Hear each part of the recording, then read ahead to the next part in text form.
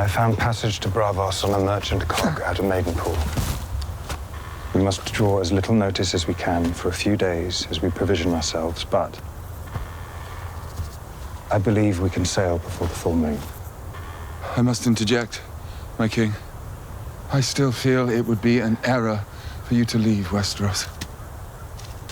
You would be best served at Castle Rock, where we can establish a court and enjoin those still loyal to you. Do you think I'm a terrible man, Sir Tyland? I would never say that. That is, while I may not have always agreed with every course of... well, there is, in any one of us, a venture, much to admire and much to be deplored. Oh, keep digging, Tyland.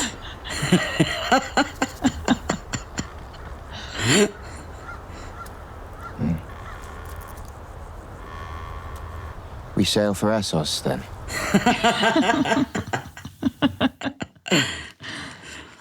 What a great clip. Absolutely didn't serve the plot in any way, shape or form, but it had me laughing. Loved it. So, Essos they're off to then. Yes. Okay. Hi everyone, I'm Fiona. And I'm Emma. And we are back with episode 6 of House of the Dragon, which was called Faceless Men. And this is episode 32 of Cast of Ice and Fire. It is, yeah.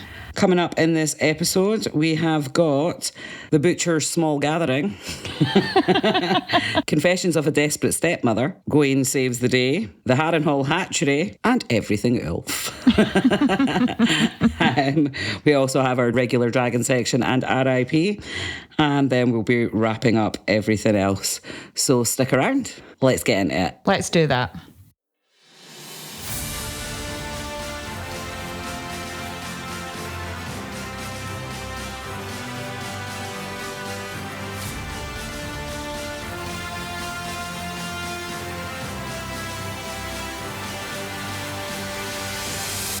Welcome to the Unreal Hour. Great. So do you want to go first? Yeah, let's dive right in there with the Butcher's Small Gathering, which should be Butcher's Ball. Yeah, it wasn't quite a ball, was I feel it? like the attendees were missing. Certainly on the Hightower side. It was really well done, though. The battle choreography was really good. Oh, the fighting was really good. I wanted more. I would have liked to see more of the second part of the battle. I love the special but the effects. first part of the battle was really cool. Yeah. Special effects was great. Cole was lethal with that Morning Star. The Morning Star to the face one Or is that a was flail brilliant. whip? I can never It's remember. a Morning Star. It's a Morning Star. Yes. I thought the flail whip was the one on the chain. So his is a Morning Star only because I watched the behind the scenes. And I know that he trained with a real Morning Star. So he knew like the weight of it and how to move with it. The ones that they made were made of rubber, I think. And then they filled them with fake Is it blood. possible, though, that they've got it wrong and it's actually a Possibly, flail whip? yeah. But they called it a Morning Star. Because that sounds more whip-like, you know? Yeah. Yeah. We'll need to look into that. And what's the difference between that and a mace? The mace is the solid one, isn't it? Yeah, the mace is a solid one. Yeah. There's a Morning Star and a flail whip. Or is there both names for the same thing? Could be. The answer's coming up on screen right now.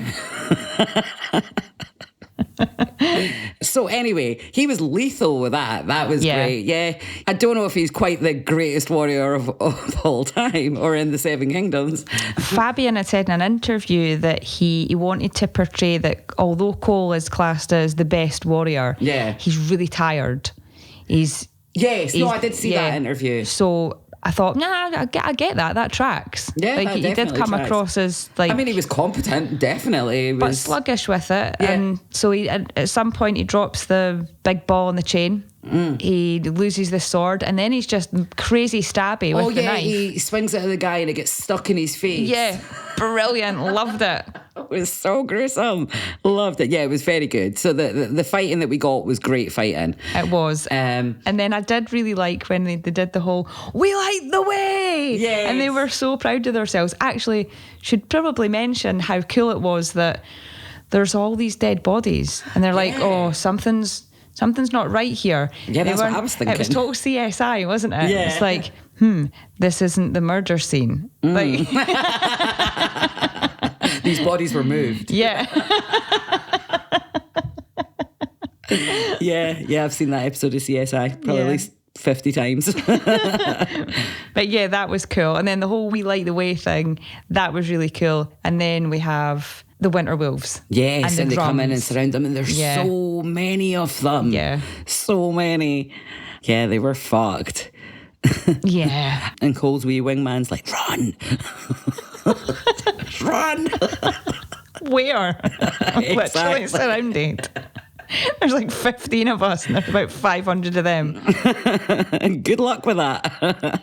Bless him, though. He did give it the whole, we let my men go sort of thing. Yeah. And, well... You go first, and if you make it, I'll follow. Oh, dear. We had some Tommy Flanagan dialogue. We did. I still feel he's not being utilised properly. No. He's had some great lines delivered well. Or he's had a couple of great lines delivered well. He's had 10 words delivered well. And that was all his words. So everything he's done's been brilliant, but he hasn't had much, has he? No. So I think the payoff for that is coming. There's lots of stuff with Tommy or with the Winter Wolves coming that I think we will finally get to see Tommy Flanagan doing his thing. Well, I hope so. There's only 2 episodes left this season, so time's running out. Some of it might be next season as well, though. Speaking of payoffs, though, Criston Cole's end there was set up last week with that and they'll sing songs of me. Yeah. And the Lady Allison will hear them thing. And then we didn't get the line. No. We didn't get the line. What was the line, Emma? You wrote down the exact quote, didn't you? I did, yes. So the exact quote is, I'll have no songs about how brave you died, Kingmaker. There's tens of thousands died on your account. Yes. And then That's there's 3 arrows loosed I was into so him. excited last week. It was the only thing about Cole's storyline that I've been excited about was that they set this up for were this robbed. iconic line and we didn't get it. So I'm a bit disappointed about that. But overall, it was a great fight scene. It was great to have a bit of action. I In the interview that Fabian had said, I want Cole's death to be exactly as it is in the book. Yeah. No, I didn't see that. Was that in House That Dragons built? Because I only saw inside the episode. Oh, the one that's like 18 minutes long. That's the House Yeah. That Dragons built one, yeah. That was that one. No, I didn't see that one yet. I'll watch it after this. So, yeah, it wasn't exactly as it is in the book because we need It's the not line. quite. And it's a different person. Yep. And we didn't get the line. Yeah. 3 arrows, though. The arrows were in the right places. It's one in the side, one in the chest, and one in the head. Well, one in the face. I kind of loved the shot in the face. Shot in the face was great. It was so good.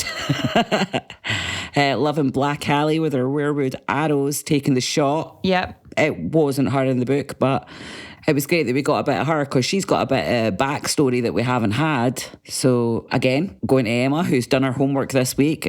What was it? Alison Blackwood, Black Alley as we know her, she was 16 years old and loosed a weirwood arrow into the eye slit of the helm of Sir Amos Bracken after he killed her brother, Lord Samwell Blackwood, in single combat at... The Burning Mill. Yep. Yes, that's correct. So, yes, Black Alley's badass. And she's only supposed to be 16 in the book. So we now know that she's a great that. archer. Yes. So we've got that tied in there. Well, yeah, that is her trademark, let's say.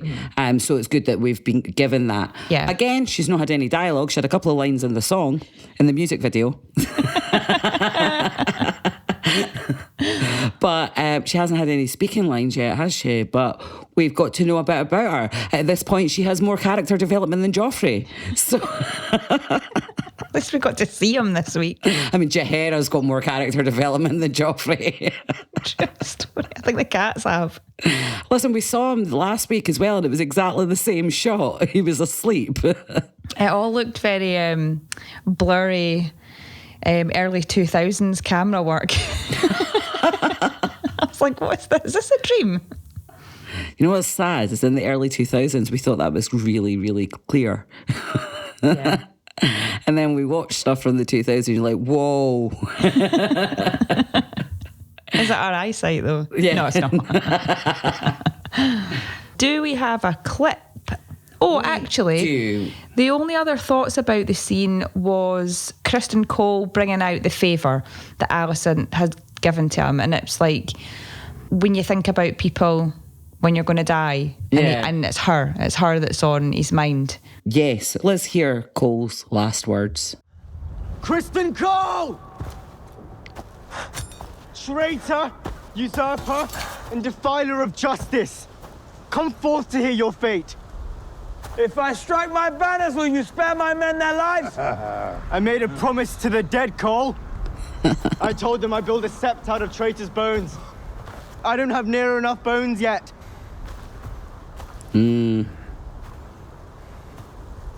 Tully's a wee badass. If there is to be battle here, many of you will die as well. That's why we've come. What better way to die than bleeding hand? You're not going to die there. I think you're safe. As you will it. Oh yeah, this is where He's bringing out the favour. Yeah. Oh, there's Ramin Djawadi doing his work. Making you feel something. Did you feel something? Just the usual, for God's sake, get over it. Aye. Let us begin here then. One of me against the two of you. Will that be enough to make a fight of it? It was 3 in the book, eh? Yeah. Oh, there's the first arrow. Oh.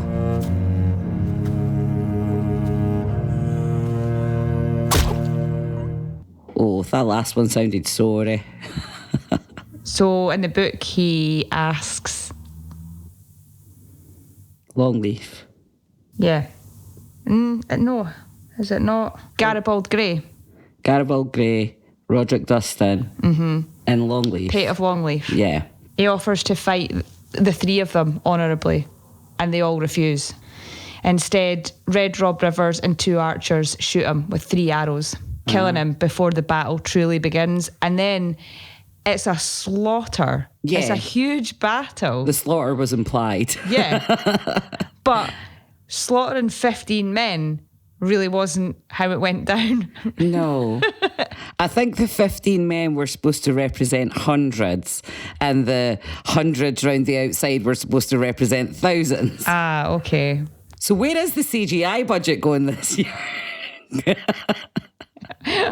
On the Savas board? It all went on Aegon's armour. Oh, that's funny. There has been a considerable lack of CGI, don't you think? There has, but I think there's been an enormous amount spent on building, like, say, Tumbleton, Flea Bottom. Expanding Harrenhal as well. Because they're not just going somewhere and shooting in an actual already made town and they're having to build it. No. I would imagine. Oh, did you see the behind the scenes where they took bits of Trujillo and stuff and rebuilt that to create Tumbleton? Yeah, that was last week or the week before. Yeah. It was cool. It was cool. For those of you that don't know, they used to film in Trujillo in season 1 and 2. Yeah, season 2 as well. It's only this season that they've... Yeah, they've got their purpose-built sets now. It's cool. Very cool. So the rivermen that were the bait, they were a bit of sacrificial lambs. You know, when you got an army that size, you don't expect to be slaughtered like that. They looked like they'd been dead for a while, though, so I wonder if they'd just chucked some dead guys on a cart that had already been killed in battle. Yeah. And thought, right, we're not taking them all the way home. We'll just repurpose them. Yeah, totally. I wouldn't like to be in the bait team. That wasn't a good deal. If you're going to be bait, you want to be protected. Yeah. You don't want to just be slaughtered while they all just watch. Hanging out under a dead body for a wee while and then killed off. Yeah. That's sad. But yeah, Ali was stone cold. I loved that shot of the hilltop with them all charging in. We saw that in the trailer. It was cooler in context because it was just a flash of it we got in the trailer, where it was 3 seconds long. Any other thoughts on the Butcher Small Gathering? They'll never get old, by the way. That was so good. Good naming, Emma. No, I think that's all my chat for that. Okay, well, for my first section, I have Confessions of a Desperate Stepmother. Elsa was dropping all her secrets. Yeah. How desperate was she? First of all, they were found really easily. I did call that last week, didn't I? I almost missed it. So I did miss it the first time. Like, I saw them sitting there in the corridor. It didn't even click that there was lantern light or anything. I just saw her sitting there in her wee tunnel. And then in the next scene, she was out and Rhaenyra was shouting at her. So I inferred that she had been caught. But it wasn't until the second watch when I actually saw the guards and go, no, there she is. Yeah. So that was anticlimactic and kind of a waste of time. And to be honest with you, see if they'd stuck those Butcher's Ball scenes at the end of last week's and missed that Alicent thing out, that would have been a great episode. Yeah.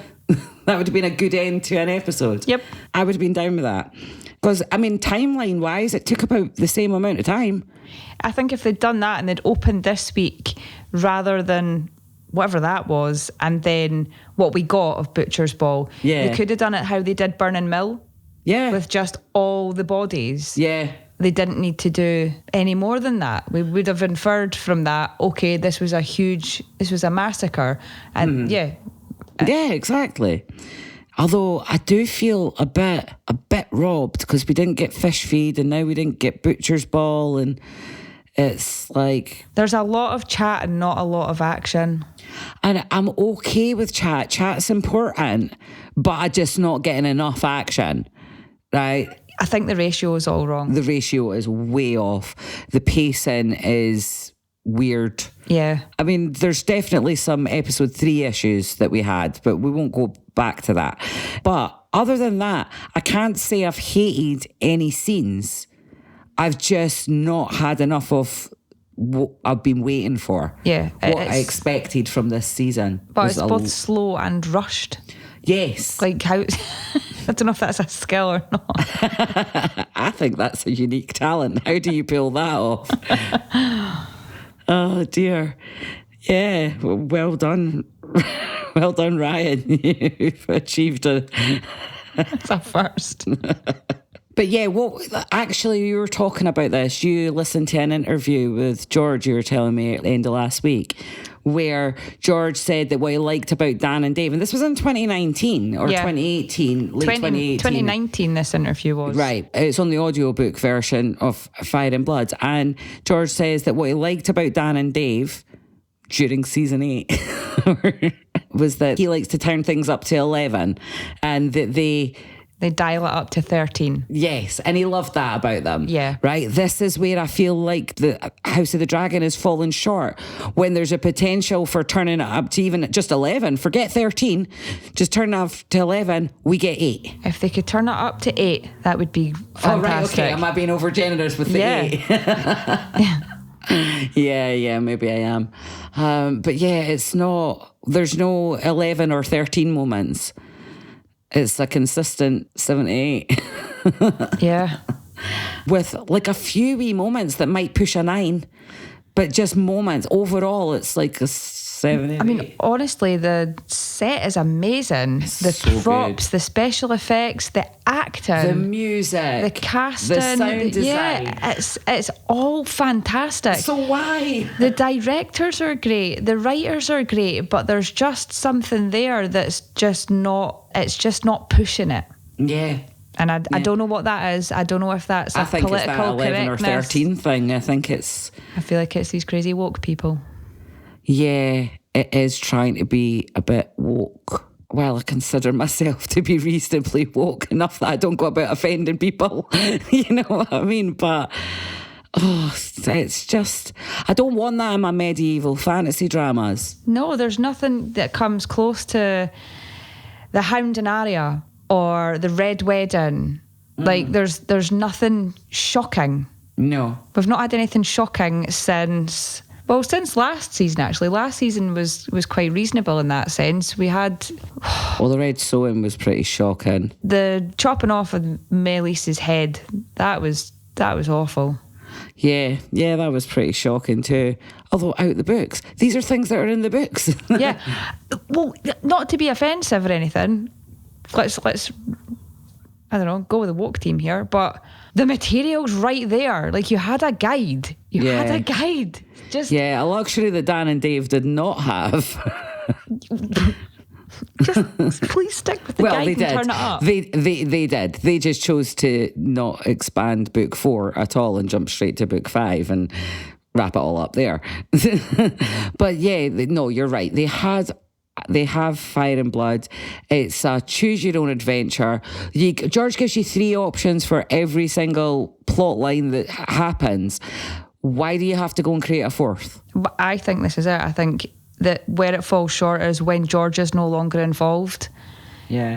It doesn't feel like George's work, and that's what we love. We love George's work. He's unique. There's no one else like him. Exactly. And one of we'll get into this later.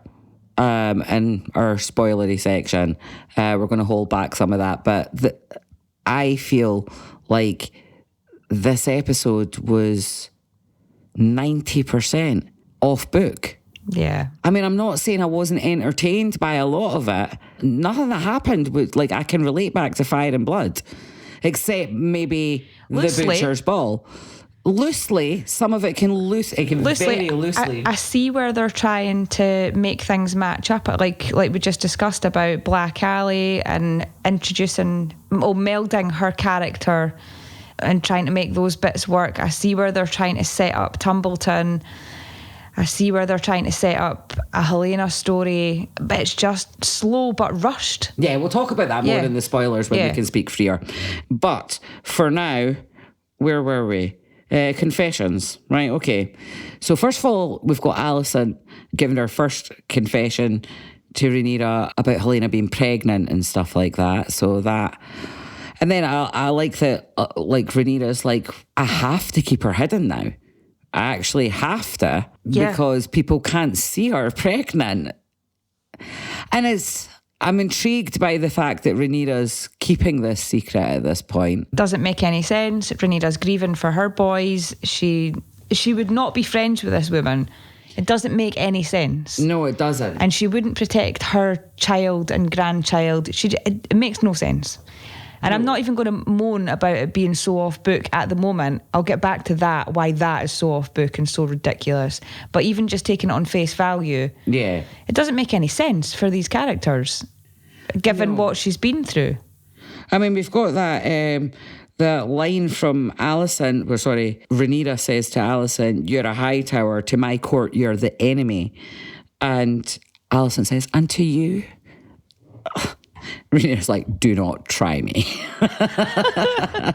So in reflection on what you said, it's like, I think that's part of what they're trying to get across, that Alicent still thinks that they can be friends, but Rhaenyra's kind of not in that same place. But at the same time, she is given a lot of allowances. There's definitely, there's an emotional attachment there that Rhaenyra's trying to hide. I did like the sort of manipulation that you feel from Rhaenyra with the, "I'll look after her." Oh, yeah. If there'd been more of that, I would have really been on board with that. I mean, like, okay, that makes sense for these characters, that Rhaenyra's like, I'm really pissed off with you. She's intrigued by the fact that she's a dreamer. Yeah. That's what really got her like going. Do you want to hear that clip? Yes. Let's do that. Where is he? Harrenhal. My riders have searched for Vhagar there half a dozen times. I did not say I know where Vhagar is. How did you come by this? There are times when Helena sees things. You'll sound mad. They are nightmares or puzzles. But the things she does see, now and then, they come to pass. She dreams. She's a dreamer. Like Daenerys who foresaw the doom. Ooh, there's wee twinkles in Rhaenyra's eye there. If what you say is true, if Aemon has separated somehow from his dragon, then he's one man on foot and being hunted. He will have hidden himself so he cannot be found. I have told you all that I know. His capture must now fall to you and your council. No. If I send swords, he will flee again, go to ground and be lost. But the music's brilliant. if I send just one sword,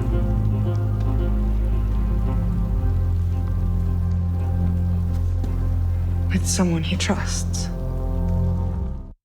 See, that's good. That's good. That's good writing. Yeah. I'm on board with that her character would be like, I don't feel bad about sending you to do that. No, exactly. She didn't feel the slightest bit bad. And again, it's one of those off-book things that I can get on board with, right? We're trying to find something for Alison to do. It's better than locking her in a cell for 6 episodes. Yeah, I mean, this whole Alison going to Harrenhal thing, I mean, it's like I liked it for Rhaenyra to deliver those lines. But I don't know how I feel about it for the plot. I'm just going to have to get it off my chest. Rhaenyra's awful, really. Yeah. She sends Alison and Helena to a brothel. Yes.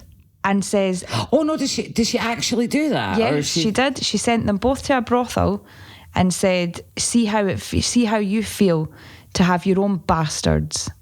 And she did send them. Actually do it. Yeah. I remember that part, but I remembered it as something Massaria was telling her to do and not as something she actually did. She did do it. I don't think anything happened to them. I think they were brought back, or they were never pregnant with bastards or anything like that. Yeah. But they were sent. Right, okay. I think they were beaten up and stuff, but I don't think.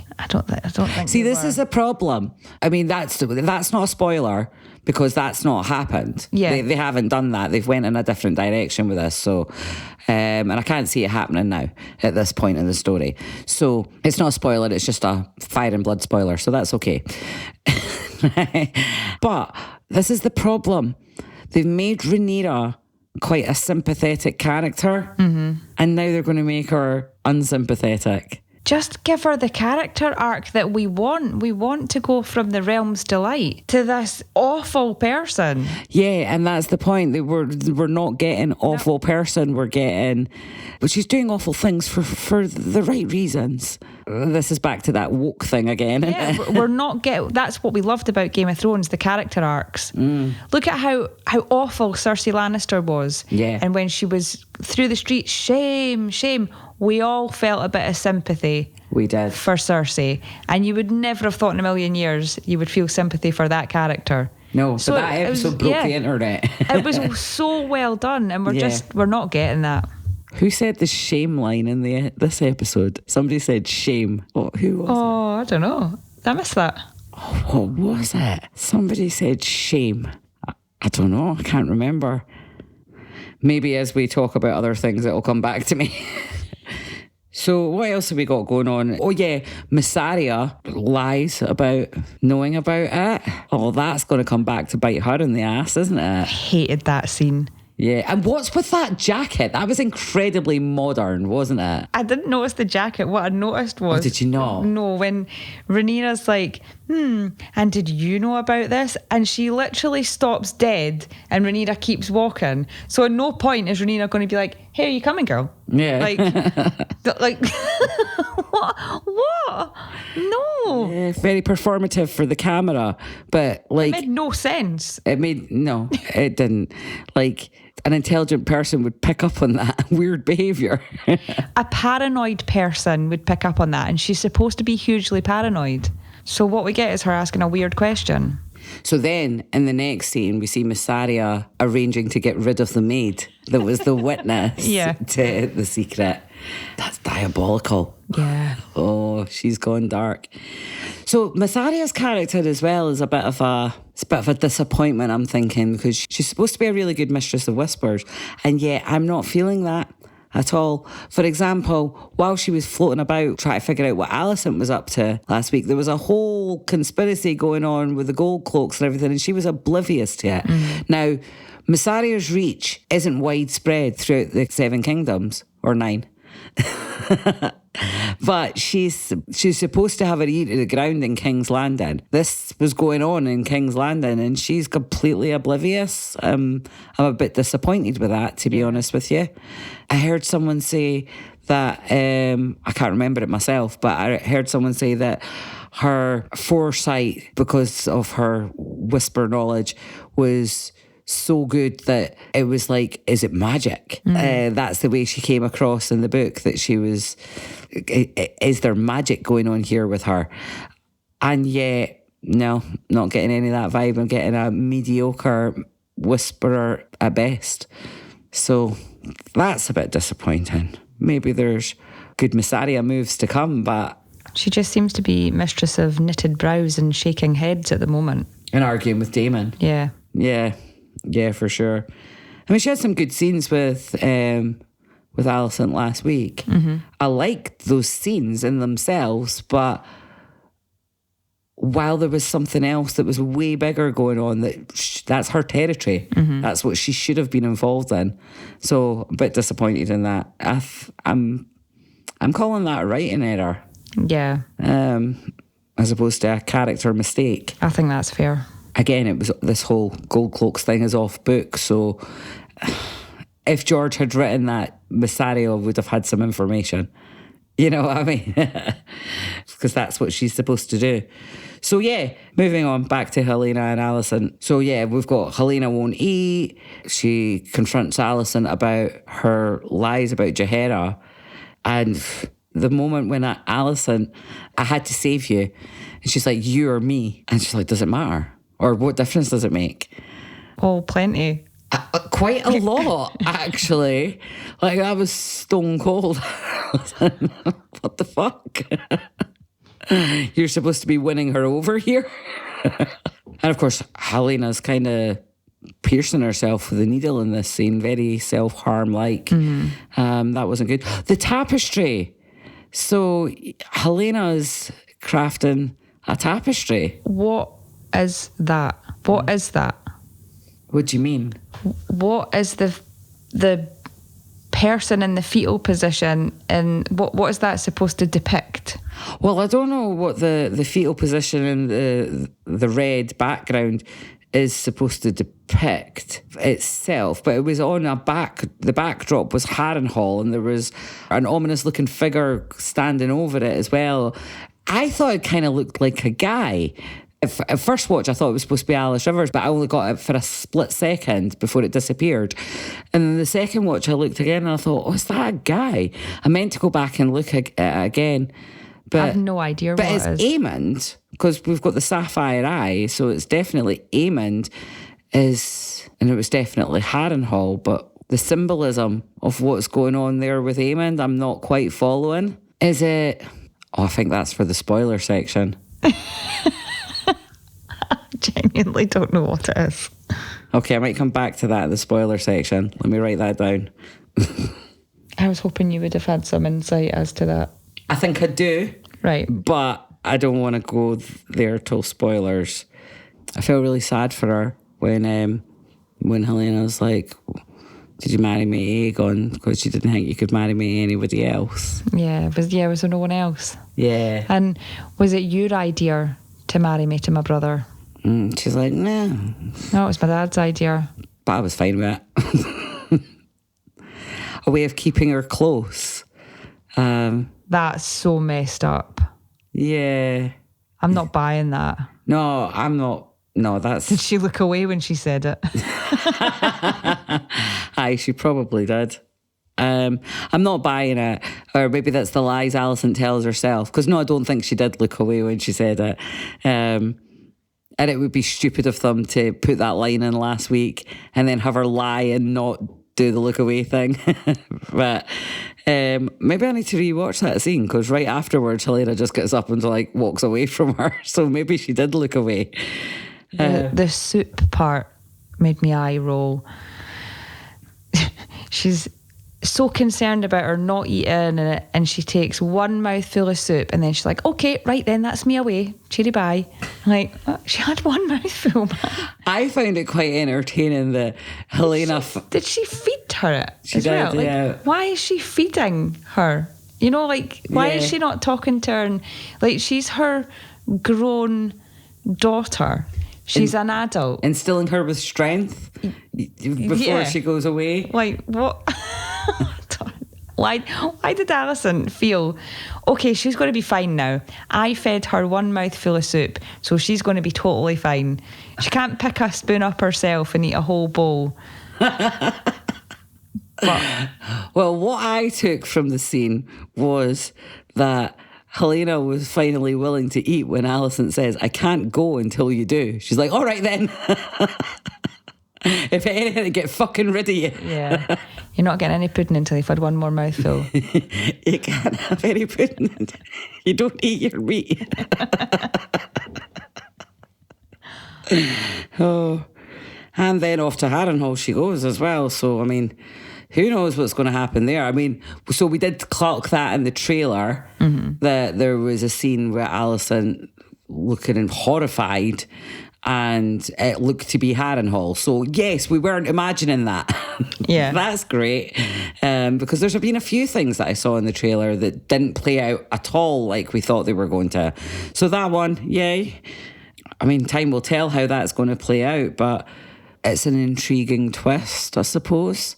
Don't love it, don't hate it. We'll see where it goes. Okay. Come on, say what you really think. No. I'm tired of my own ragging on the show. It's difficult. There's still nothing like it on TV, like in so many levels, but it's just falling flat for me so much. I get so frustrated with their wee plot holes and their weird directions that they're going in, and I don't know. I'll reserve judgment. We'll see how the series plays out. Okay, any more thoughts on Alison and Helena? I don't think so, not until the spoilers. Cool. That means we're back to you. Oh, Gwayne saves the day. Let's talk about Gwayne, because this was his episode. It was. He was the man of the episode. He was absolutely brilliant. Definitely. So, hasn't he just had a bit of a character arc? He really has. We've had a lot of development for Gwayne in this episode. His wee journey with Cole certainly had me warming to him. I loved his line that I haven't slept in a feather bed for weeks. Yes. And he's like, I've fought in battle, I've made friends, I've watched friends die. And Ormond's very dismissive, isn't he? He's just like, oh yeah, you've had a hard time. He's such an arse. Yes, totally. That line kind of took me out of it a little bit. The same way it did last week with Luther Largent saying it's been a minute. When I heard the line, I heard it's been a week since I slept in a feather bed. That's what I've heard, right? And I'm like, well, it's been a bit longer than that. I thought he said weeks. Well, this is the thing. That's what I thought I heard the first time. Then when I watched it the second time with the subtitles, it said it's been weeks in the subtitles. So then I rewound it and I closed my eyes and I listened again and I still heard it's been a week. Right. So I'm unclear whether I'm hearing it wrong or whether the subtitles were wrong, but I heard twice it's been a week, but the subtitles say it's been weeks. I didn't watch it with subtitles. I heard weeks. Right, okay, so if you heard weeks without subtitles, maybe it was just me. Bizarrely, though, my first watch, I thought he said a week. A week, right? And you were like, it's been longer than a week. Yeah. So the second time, I'm pretty sure he said it's been weeks. It's been some weeks. It's been weeks. Oh, speaking of which, when we were editing, remember a couple of weeks ago, might be last week, might be the week before, when we had a little debate about how long the timeline has been since like Rook's Rest. Right, yeah. It's been about 6 months, 6 to 8 months. Right, okay. So Rook's Rest was in the summer, not the summer, but the middle of that year, because summer's last year, so it's not that. It's not the summer, but the middle of the year. And the fall of King's Landing was early the following year. So it's been about 6 to 8 months. Okay, well, that pregnancy situation is now more bizarre. Yes, it is. Mm-hmm. Well, we'll see how that plays out. I mean, judging by the trailer, it's going to play out soon. So we shall see. But anyway, where were we? Back to Gwayne. So he's not afraid to stand up to Ormond. No, he's not. And I don't know if that's been a thing that's always been between them, but I got more of an impression that Gwayne has changed. What he's been through has made him a different person and more straight to the point. Yes. With Ormond than he maybe has been in the past. Yeah, definitely. You got that. He's not slept in a feather bed for weeks. Yeah. His filter is gone. Yeah. He just needs some sleep. And a wash. And his patience is zero. I kind of love that line from her. And he's like, see him in his rooms, make sure he has a bath. But there was lots of good build up to this, actually, with the Baratheon envoy turning up with Rhaenyra for a start. And do you know, actually, did you notice, because I meant to go back and check, if it was the same guys or if it was just different guys in the Baratheon uniforms? I can't remember visually, but I know that Rhaenyra says, give me your belt. Yeah, she did. Yeah, I took a note of that. Was that Rhaenyra saying, right, give me all your outfits, they're going on other people? That's kind of what I took. Because I don't think that she'd be able to trust the Baratheons. No, she wouldn't. I'm going to assume that it was different guys, because when I watched it the first time, I was like, oh, I'll have to check and see if it's the same guys later on. And then when the scene came around, I was like, oh, it's been too long, I can't remember. Yeah. And I meant to go back and look at them back to back, and I've just forgot. It stands to reason and logic that it wouldn't be the same guys. So let's just take it that it wasn't, and if I'm wrong, it's coming up on screen now. So again, when he comes in at first and he's like, Sir Criston fights on, and you're here. Yeah. Wayne's like, fighting on was madness. And Ormond's like, do you think me mad, Your Grace? And poor Daeron's like, no, sire. No. I love that he's calling him Your Grace and he's still calling him sire. Yeah. Like, that's an imbalance of power, isn't it? Yeah. Massively. So, did you notice the little line from Daeron when he was walking out with Gwayne for his bath and he said, I've managed to keep him from, you know? Yeah, what is you know? I don't know. Gwayne knows. Yeah. I don't know. I don't think I want to know. No. No. Sounds sinister. Yeah. Are we implying like SA here?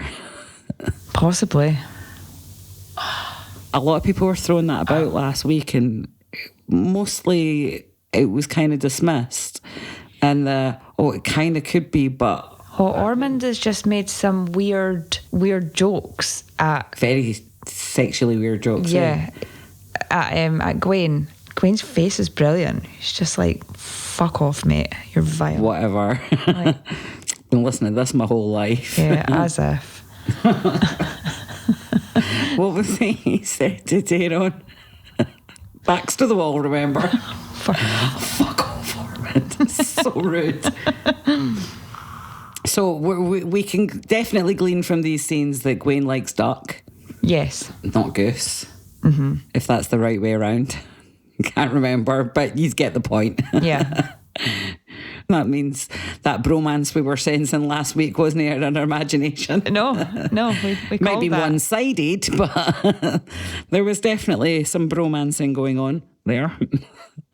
But Ormond was very rude about it. He was. He was definitely. There was another comment as well they made. You're consoled by your soldier friends or something along those lines. That wasn't the line, but that was the implication. Yeah. So there was that as well. What a twat. Anyway, what else you got?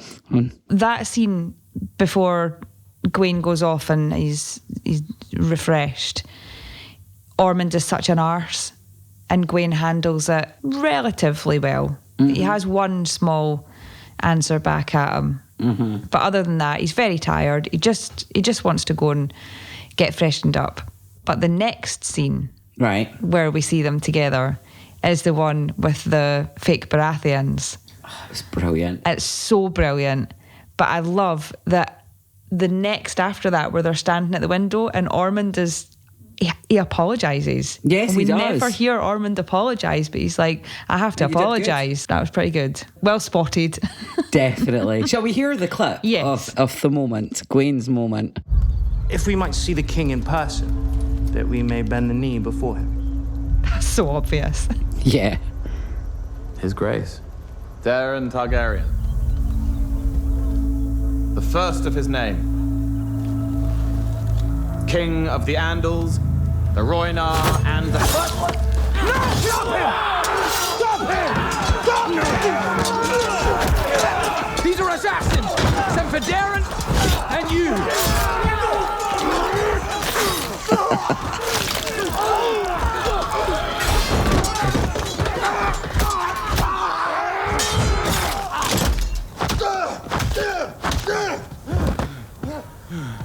Aryan Baratheon has hair of light chestnut.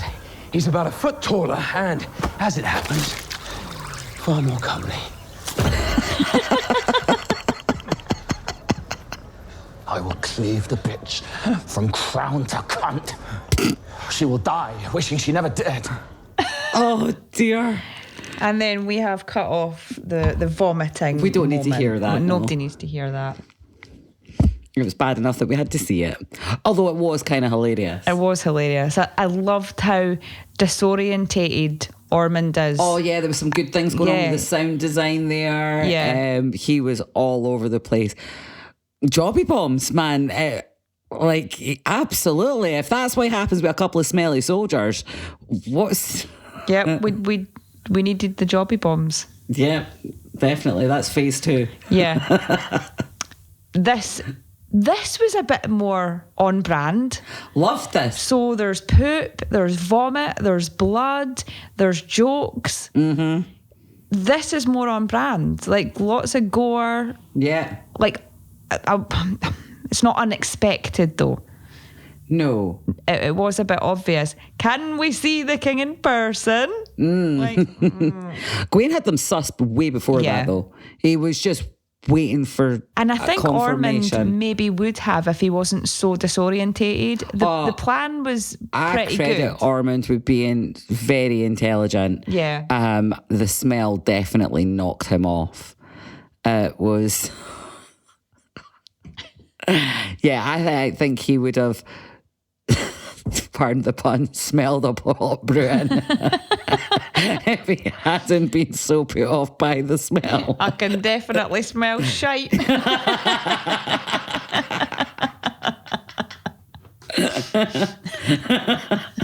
I smell shite. Oh, brilliant. That was by far my favourite scene. Yes, it's a great, great scene and great character development for Gwayne. Ormond was great. I did call it that he was going to go to Tumbleton and he was going to be a great guy. Yes, and this connection with him and Daeron as well played out. It's one of the only things I like that's changed from the book. Yeah, I really like it actually. And I like Dwayne... Huey, Dwayne. Daeron's character is much more fleshed out than he is in the books through Gwayne and Ormond, and we're certainly getting a lot more development in the Hightower side of things than the book ever gave us. And I'm actually really enjoying it. Yeah, I agree. So happy with that. Did you have other thoughts on? Nope. Well, there's that line. I'm sure you found solace with some of your brothers in arms. He's like, oh yeah, you've had a hard time. What a dick. Oh, and Daeron says, I'll never be king, uncle. We both know it. He knows. Yeah. And Gwayne's going to Old Town to pick up the pieces because he's second in line. Oh, if only that could happen for Gwayne. I think that it might be a struggle given where he is. I don't see that in his future. No. I think it's all going to go to shit at Tumbleton very soon, probably next week. On Daeron, did you see my mother? That was sad. It is. What I feel it's going to be so hard for him when he realises what a disappointment she is.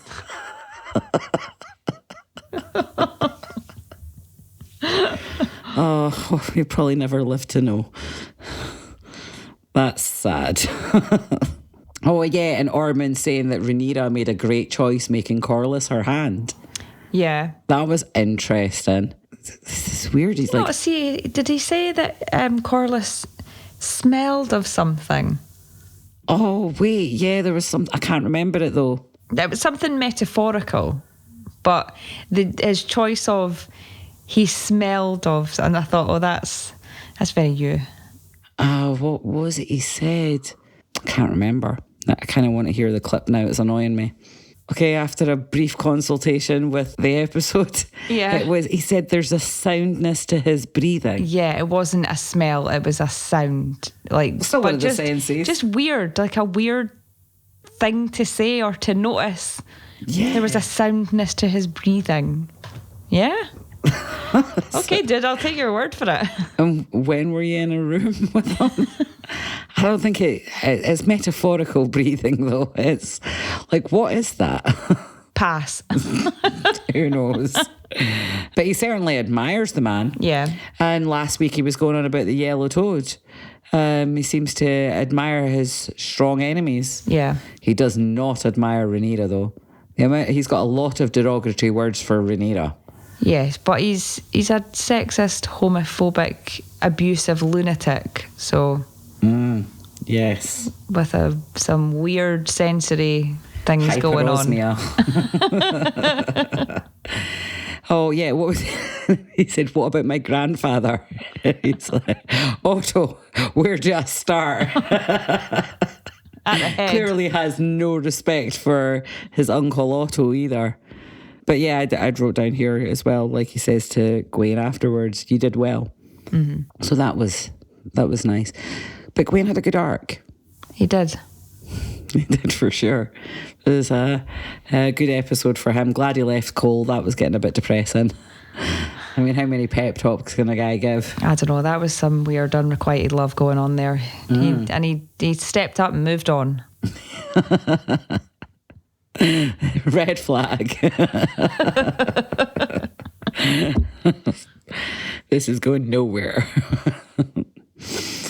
Right, so next we have the Harrenhal Hatchery. Cool. Lots of creepy, cryptic stuff going on with Alice. Like, what's going on there? Is this manipulation? Is this feelings? What do you think? I think it's both. I think it's both too. I think some of the feelings going on there, the chemistry between them is genuine. Yeah, I think she's sensing some sort of kindred spirit there. And I think Aemond is too. Yeah, definitely. This seems to be the first time that Aemond isn't seeing a woman like a mother. No, although it did kind of look that way a little bit last week. Yeah, last episode, that was the vibe. This episode, it seems to have, the relationship seems to be moving in a different direction. Yeah. Actually, I just want to call out something from last week that didn't make the audio cut of the episode. It was something I noticed in the editing, and it's visually highlighted on screen. But anybody that only listened to the audio version, just want to point out that last week, the thing with Alice with the bats was not magic. It was sleight of hand. Yeah. She was fumbling this little stone while she's making her speech. And right before the bats come, she throws it over her shoulder, puts her hands on her hips, like all in one movement.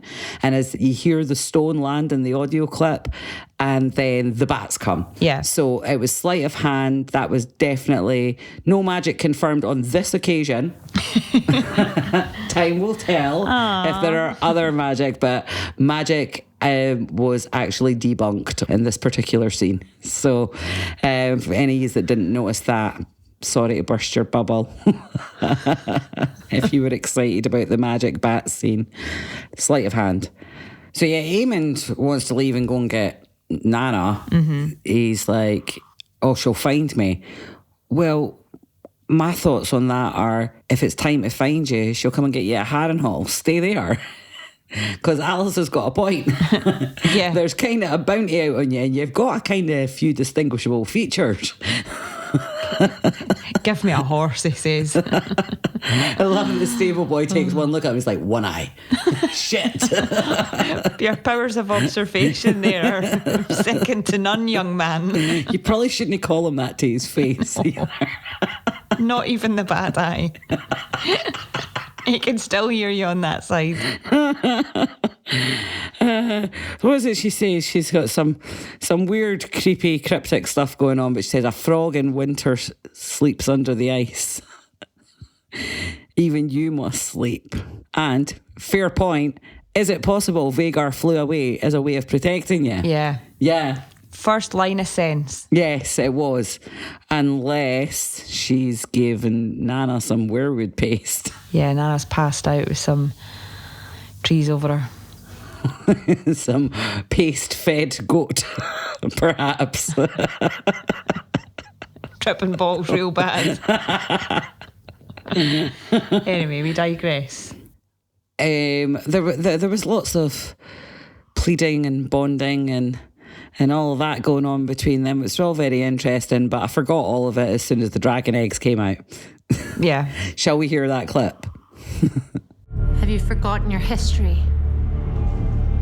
Dreamfire. Your ancestor, Rhaena Targaryen, came to Harrenhal after the death of her daughter. And she grieved and grew old here. Her dragon laid a clutch of eggs before Rhaena herself died. And they have sat here, cold and abandoned these 100 years. I do not know the ways of dragons, but I have long envisaged the return of the Targaryens to this ancient seat.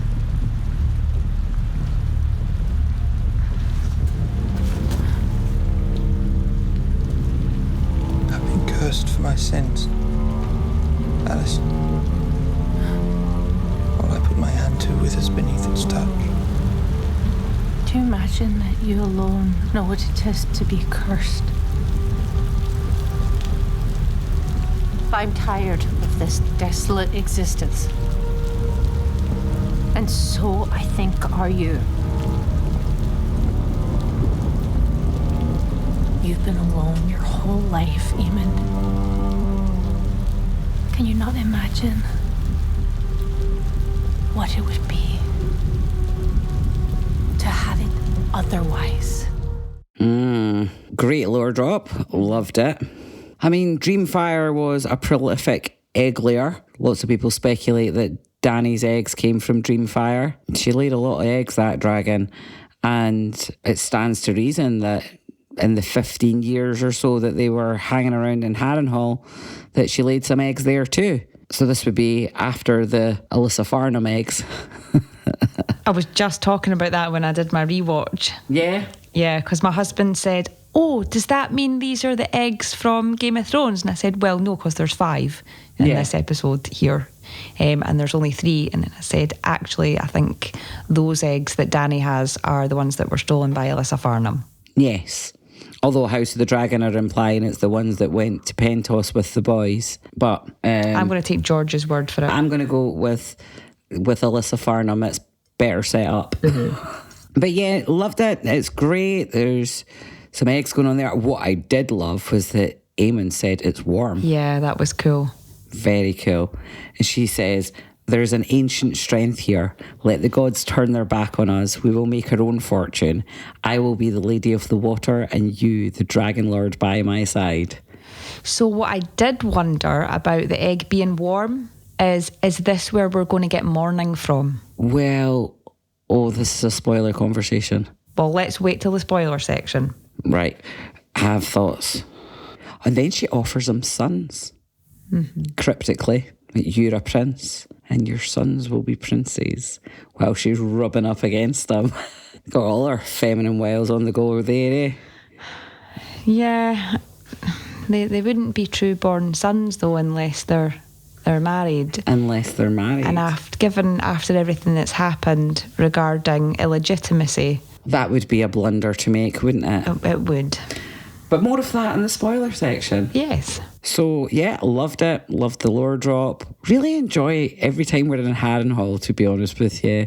It's just so spooky. And I love just the first line of that. Like, do you not remember your histories? And it's like, yes. Insert lore drop here. Yes, we do. We do. We're sitting here remembering. Please bring it to us. We're just waiting to see if you get it right. Yeah.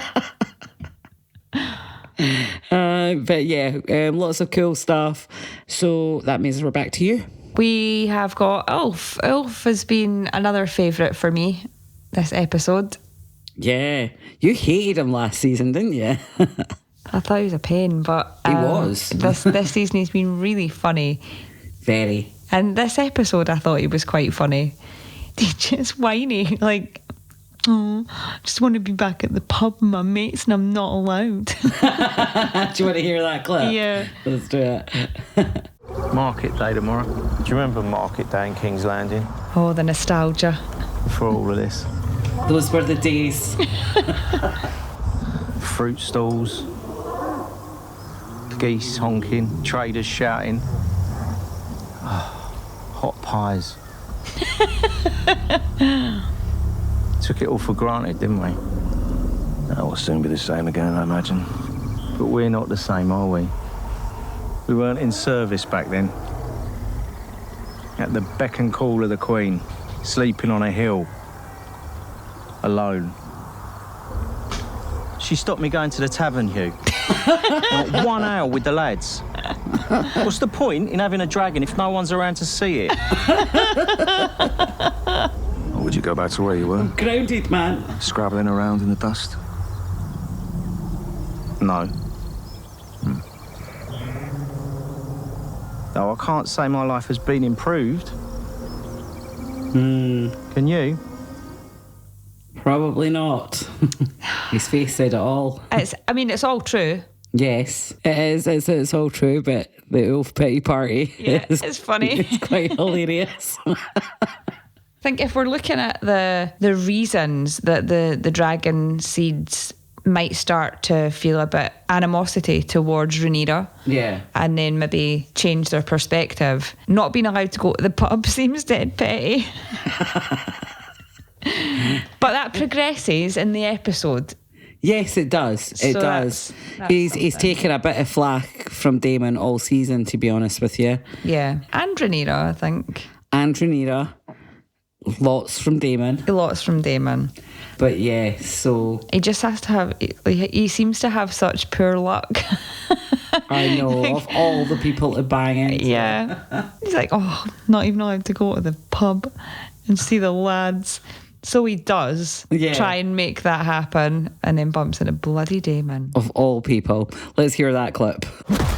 Which way your fucking... Your prince. Your prince. Yeah, your grace. What is your errand here? I thought... It's like Thailand. Yeah. I'm taking the air. Are you not commanded to stay in the keep under guard? Well, yes. In a manner of speaking. Insolent manner. I'm up that bloody hill for days at a time. Men deserve their simple pleasures. Keep us going. You yourself should understand. Ouch. Ow. Set foot in the city again, and I'll put out your eyes. So this is funny from our perspective, not from Ulf's. No, and this is on the back of the conversation that he has with the guy that he stabs in the ear, who's just said to him, "We're everywhere, and people are going to see." So then this happens, and everybody sees, and Ulf is just a regular guy. Yeah, and the people in Flea Bottom are looking around, going, not happy with that treatment of one of our own. No, to them, was it just a gold cloak roughing up another person, or there once was a lonely gold cloak, go, your lady, your lady, your lady. Ooh. That's both times I watched it, I was like, oh, Damon. Yeah. But yeah, did you think he was recognised as Damon, or do you think they just saw a gold cloak beating up a random? Not sure, and it would depend on how much of the conversation they heard when he's like, my prince, you're great. Well, one of Ormond's little birds definitely saw the altercation. Is that the wee girl? Yeah. Because I thought, is that a little bird, or is that just a representation of innocence? What is that? That was the little bird from last week. Right. It was the same one that went running to the guy that Damon had just killed. Yeah. So she was involved with him. And then she saw the scene. It's like she's waiting to go running to maybe tell the guy, not knowing that Damon's already disposed of him. But, like he says, they're everywhere. They're everywhere. We are legion. Yeah. Shall we hear that clip? Yeah. Daemon Targaryen. How many? How many of you are there? How many? We have no number. We are everywhere. What did Ormond Hightower promise you? Gold? Huh? Place at his table when he takes the throne. There's a king waiting just outside these walls. And until Daring the Daring takes his rightful place, we will not rest. Then your kind will die in dragon fire, or trampled down by my army. Will she lay waste to our own city? Will she set upon our own people with swords? You'll never find us. We're the people of the Seven Kingdoms. We have no sign of sigil. And when you strike us, you only drive more to our cause. You rebel against one who has neither wish nor done you harm. You can burn us. You can kill us. You'll never make us embrace her. What happens if we stab you in the throat? Just go for the ear. That was the ear, wasn't it? Yeah. But yeah, so that's ominous. There's obviously, they have not cut the head off the snake there. Mm-hmm. There is definitely more to come. Actually, I just picked up on something in that clip that I didn't on previous watches. Well, I did pick up that he called him Daron the Daring. Mm-hmm. What just clicked in my head there as we were listening to it, though, in Fire and Blood, take a shot if you want. Daron earned that name. Yeah. He hasn't done anything to earn that name yet. A bit rushed. Yeah. Let him do something before you start calling him Daron the Daring. I haven't seen him do anything daring yet. The Savas move, maybe that was daring.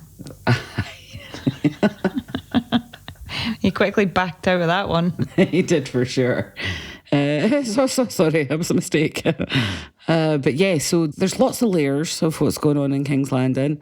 We'll get more into that later. Did you have anything else to add to the Ulf? His line about for one that has never wished or done you harm, and like this far, it's actually correct. It is. So the fact that the small folk are feeling such hatred towards Rhaenyra is kind of unjust. Yes. Yeah, I mean, she can't give them what they want. Mm-hmm. But actually, I really loved that throne room scene when she's like, somebody was coming to her about money problems. She's like, I've told you before, it's Torrin Manderley you need to see about that. Not my problem. Not my circus, not my monkeys. The poor Septa that says that the girl's been abducted. And Nina's like, oh, well, she has my sympathies. Like, I'll light a candle for her. Yeah. And Miss Annia's just standing there shaking her head like, oh, no. This is going badly. This is not good. But while we're on that subject, and Rhaenyra gets nicked on the chair, exactly the same way that Viserys does. I think it was a pinky, yeah. Yeah. I definitely think it was a pinky. Let's hope we don't get the whole leprosy or whatever his Viserys had. Well, I think that takes time, doesn't it? That's probably not something that we have. No, we don't have time for that. That's why I'm saying let's hope it doesn't. Yeah. We don't go there. Because no, we don't have time for that at all. Oh, there's a really great shot actually from above as Rhaenyra panics after getting cut and she gets off the throne. And you're like, the above shot of her on the throne just looks so cool from that angle. It does look cool. And her legate scene.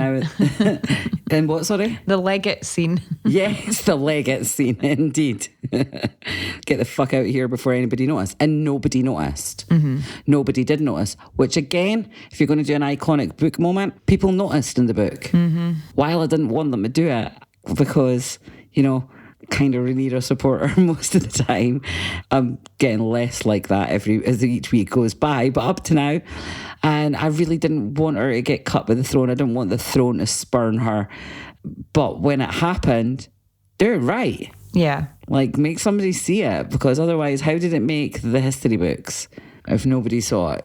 Oh yeah, while we're on the subject of Daemon though, or we've been on the subject of Daemon, I just had one more note here going, like, Daemon is just so counterproductive at council meetings. It's just so ridiculous. And then I saw, like, I'd been saying this for a couple of weeks, and then in the behind the scenes, Matt Smith is like, why is he even there? And I'm like, I'm glad we're on the same page, Matt. Like, why is he there? He is absolutely useless and just makes everything so much worse. Although, while making good points, he makes them in a counterproductive way. Oh, speaking of council meetings, we do have a little clip. The insult must be answered now. We must do what we should have done in the first. Burn the villains out. Then Ormond gets what he wants. A queen who murders loyal subjects cannot be trusted. We know where the traitor is entrenched himself. If I fly directly to the Footless stronghold... On a dragon, I presume. A beast well known for its delicacy and precision in battle. Ah, yes, what a marvel. The flame it spews forth can discern with pure magic who is blameless and who is deserving. Again, funny, but not helpful, Daemon. No. You're throwing a plate at him. It was brilliant. I love it. No one says anything. Yeah. They're just like, this is Daemon. We've all come to expect this behaviour. It's Torrhen's face, though. He's like, shit. Best shut up now. Oh dear. Who'd have thought that Sabbath Affray and Torrhen Manderley would be a comedy duo? Yeah, that's an unlikely pairing for a comedy duo, isn't it? So did you have any other thoughts on Ulf or the goings on in King's Landing as we kind of segued into that? No, but what I would say is while we were listening to the clips, I have fact-checked my Alicent and Rhaenyra being sent to the brothel. Yes. Yes, they did, but only by... Helena. Helena, yeah, sorry. Yes, but only by Mushroom's account. Ah. That's a different thing. That is a different thing altogether. And House of the Dragon have chosen to not even cast Mushroom. Yeah, again, very sad. Do you know what? If they were to bring Mushroom in, it will be next week singing a song, ripping the piss out of Criston Cole. That would be great. If Alicent does hear the song of him, but it's actually ripping the piss. Okay, right. What we got left?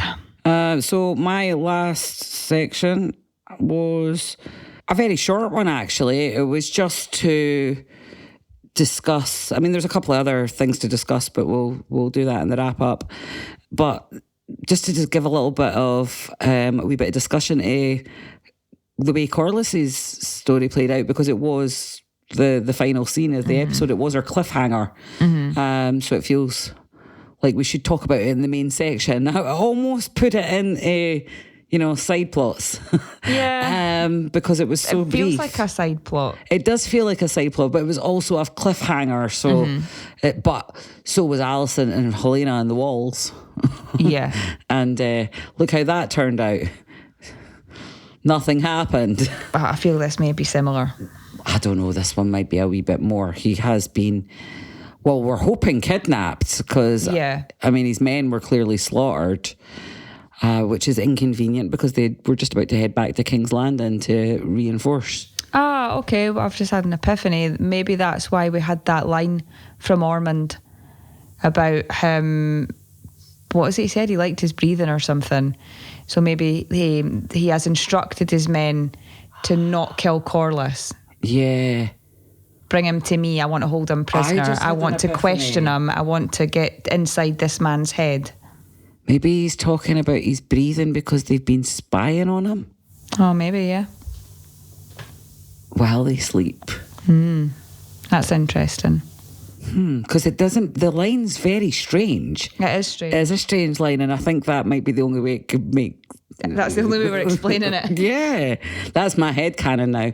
They've been hanging around spying on Corlys while he sleeps. Using Varys' time machine. Yes. Bold John Roxton was absolutely using Varys' time machine this week. How the fuck? I mean, they're at Tumbleton, which is a few miles south of King's Landing. Not sure if it's in the double digits. Oh, King's Landing, Tumbleton is about 150 miles. Great. Where did you learn that? I have no idea why I know that. I'm going to fact check that. That's great. You have done your homework this week. I love that. So even if that's 150 miles, okay.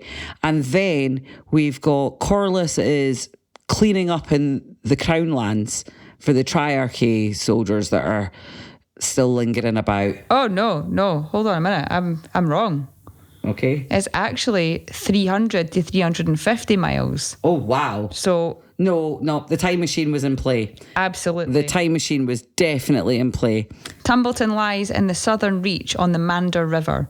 Yeah. While King's Landing is on the east coast in the Crown Lands. I'm looking at the map over your shoulder. On horseback, it would take about 2 to 3 weeks at a normal pace. See, I think the thing is a lot of people picture Westeros as the size of Britain because it's kind of based on Britain. I've got it. What? So an army would take about 3 to 5 weeks. Mm-hmm. I know how he's travelled. Oh. He's shrunk himself down and he's on a raven because it takes a day or 2. Oh, there you go. It's not a time machine, it's a shrinking machine. It's a shrinking Honey, machine. I Shrunk John Roxton. We knew Ormond was smart, but wow. That's pretty good. No, I mean, I'm looking at on the map behind you and I'm thinking to myself, yeah, so Westeros, because it's based on Britain and kind of Ireland turned upside down with a bit of Britain stuck on it, it's like a lot of people think it's the size of Britain, but it's actually the size of Europe. So if that was on a British scale, King's Landing to Tumbleton would be about 30 miles. But... yeah.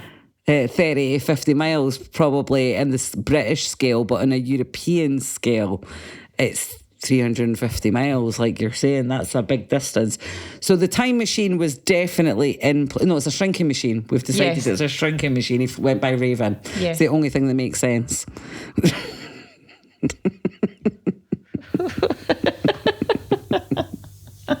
I love it. So... First of all, we've got this scene with Corlys at the beginning as well, when Alan goes to see him. Yeah, oh yeah, I forgot about that one. Yeah, and he's clearly still pissed off with Rhaenyra. Oh, I love that awkward chat. I love that. When Corlys is like, she denied your legitimacy, and Alan's like, oh, well, so did you for the longest time, so here we are. And Corlys was totally clamped, like... Oh, okay. Yeah. Fair point. I missed that line. Did you? Yeah. This is fresh for me. I'm paraphrasing, obviously. I'm not. I get the point, though. That is funny. It was so good. Really good. But obviously, whatever Alan says does convince him to come back, because he does change his mind. I think it might have been that. Yeah, it might have been that. Absolutely. But we don't really see Corlys again until the end. Yeah, let's hear Corlys's little speech at the end. You have fought like sharks, swift and relentless. We have cut through our enemy and routed them! Would it be nice to see some of that? Now, yeah. Your blades are needed in the city. And I have been too long away. And then there's like a kind of time lapse here. So it's like Corlys is making the speech, but what we're looking at Corlys standing afterwards, when everybody else has gone to sleep, it looks like, just pondering to himself. And that's when John Roxton comes across him. And I'm hoping I feel like this was a kidnapping, not a murder. Yeah. It doesn't make sense for it to be a murder. No, I don't think so. I think that's what that line was all about. I'm going with that. Yeah, definitely. And given the way that we've been presented with Ormond's character, he likes to learn. So I think he's going to want Corlys. Yeah, because he'll definitely want information from him. He will want information, and he'll want. It's an insurance policy, isn't it? Yeah. So he's got Tumbleton, and he's holding Tumbleton hostage, and that's put Rhaenyra off up till now. But he also knows she's got Daemon in her ear, and eventually they will attack. So holding Corlys it's his insurance policy to hold her off. I think that's what that's going to be. It also stops a very successful tactician giving her any kind of encouragement and help. Yes. And, oh no, we'll save that for the spoiler section. I have another idea.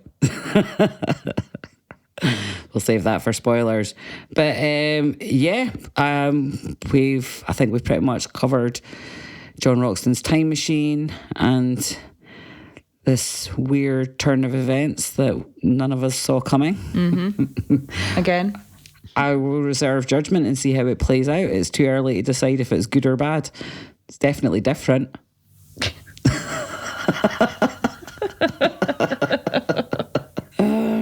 Right. Does that bring us to our dragon section? It certainly does.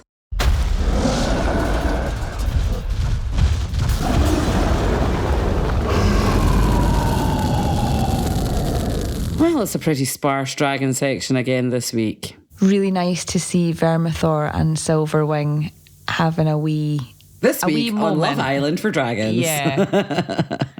Yeah, that was nice. They were so cute. They were cute. They are my favourite dragon couple. Yeah. It's very sweet. I really do like it. It was so brief. I missed it on my first watch. Oh, I didn't. It went right past me. I mean, I saw the dragon, like, as Vermithor lands. It was a blink and you miss it situation. Yeah, and then I think I looked away and didn't see them, like, approach each other. Because I knew the scene. As soon as I heard someone else mention it later about the dragon cuddle, I was like, I missed it. But it was very cute. It was very snuggly, and there was literally no other. Oh, there was. We saw really far away. Yeah.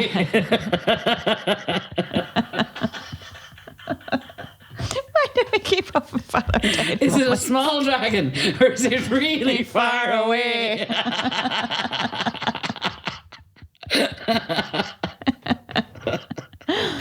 Oh, shout out Father Ted. So, yeah, Moon Dancer and Sheep Stealer. No, Moon Dancer and Sea Smoke. Right, okay. That's who it was. This is where my confusion came in with this, because I thought, why are those dragons beside each other? And then, just as a viewer, how are you supposed to know that that's Sea Smoke? And then we have this weird bit with Rhaena, which we'll get to. So it was so ambiguous. What happened? Like this, you've just skimmed right over that, guys. Like what What is going on in that situation? What did Rhaena do that would, for me, like, I'm like, oh, well, was that sheep stealer saying hello to Moondancer? So if that's the case, what's the problem? Because Rhaena wasn't on sheep stealer, but that makes sense then if it was sea smoke. But then at what point? We didn't see any of her being on sheep stealer going to go and say hello. And if it was, so if that's Moondancer and sea smoke, why would she then go? Like there was it was rubbish. It was rubbish. It was so skimmed. It was rubbish. So we come back to the really far away dragons, right? I had a different perspective on it, and that's because I watched the stupid short midweek, which I was like, what a lot of nonsense, saying that I don't know if this was in the trailer or something and this is where this came from, because I thought it may be something I'd missed in an episode, but it was a shot of these dragons in the distance and there was two of them and one was smaller than the other, and this short was saying that Rhaena had hatched Morning. Oh, for goodness sake. So it was sheep stealer in Morning, and I was like, oh, maybe I missed that. And I was like, no, it won't be that. It won't be. I didn't buy it for a second, and I just dismissed it. So then when I saw this scene, I thought, oh, wait a minute, is it? And then, no, I realised later that it was a Moondancer and Sea Smoke. But yeah, so you were confused, but then I had this extra layer of confusion on there as well, because I'd seen this weird short saying that somehow Rhaena had managed to be the only person ever to have two dragons. Like, no, please no. That, like, if that is where they were, no, that didn't happen. Just no, and I don't want it to. No. So I'm glad that was bullshit. Yeah. But so yeah. But then, like you say, we get to, like, we see that, and then the next thing we're in the Vale and Rhaena's being dragged in after some guy's been thrown out the moon door. And then gets a big slap in the shops. Oh, that was a beauty, a slap, though. Oh, that was a good gin. Didn't want to get on her bad side. No, and I'm thinking she's given Rhaena this huge hard time about, like, being seen and all the rest of it. And I'm thinking, there's quite a lot of people in this room. How can you trust every single person in this room? Do you know if it's such a massive secret? Well, you get the impression that she was with her trusted circle, because they'd thrown that guy out the moon door, and I'm assuming this is the guy that's came and said, I saw Rhaena. Well, I saw the dragon. Mm-hmm. Whatever he's came, I've seen this dragon. It was with a rider. He's reported it to his liege lady, and he's got thrown out the moon door for his troubles, bless. What a shame. But then, of course... so I get the impression that obviously the people in the room were in the inner circle, but there's quite a lot in the inner circle. Yeah. If it had been two people. Well, that's what's that old saying? Two can keep a secret if one of them's dead. Yeah. Like, there's a lot of people here. Like, can you trust all of them? Yeah, that's a lot. Yes, weird stuff going on with Rhaena there. I mean, there was a time at the beginning of the season with what they were doing with Rhaena and sheep stealing and kind of this overlap with Nettles, her living in the mountains thing, where I thought, actually, if you're going to honour the lore of Nettles and sheep stealing in the mountains with this character, then fair enough. But I'm not getting Fire Witch. I'm getting feral girl in the mountains. Yeah. She's not doing anything. And... for fuck's sake, lassie, get a wash. Yeah. She doesn't need to be this dirty. I'm sure there's a stream about somewhere. So Rhaena's plot for me is falling a bit flat this week. She's a bit pathetic and desperate, and she's supposed to be this character that tamed a wild dragon. Let's see some of that badassery, and I'm not getting that at all from her. I mean, there might be a payoff later. Are we into spoilers now? Can we talk spoilers now? No, because we have an important R.I.P. to get through, and then we can move to spoilers. Okay, let's do it. Right, so moving on to R.I.P. In this episode, First of all, we say goodbye to some sacrificial rivermen. Yeah, that's... When you outnumber the other side by so many, and yet you still have to die. Mud fodder.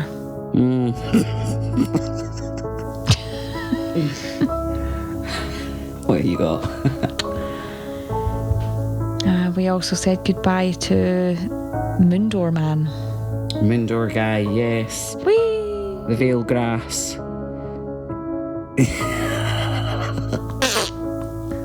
I don't know how he would land at the bottom, but here we are. I think it would be more of a... I can't even do a splat noise.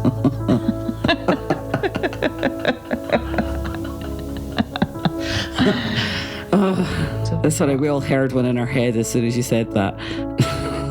We also said goodbye to Ormond's spy, We Are Legion. Yes. Stabby in the ear, man. But you chop off one limb, another one grows in its place. Ear.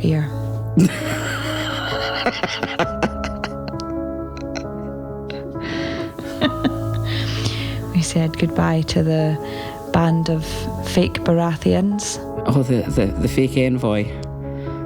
Much less comely.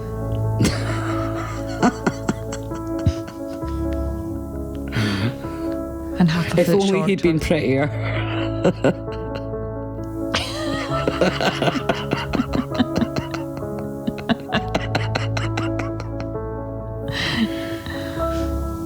Who else have we got?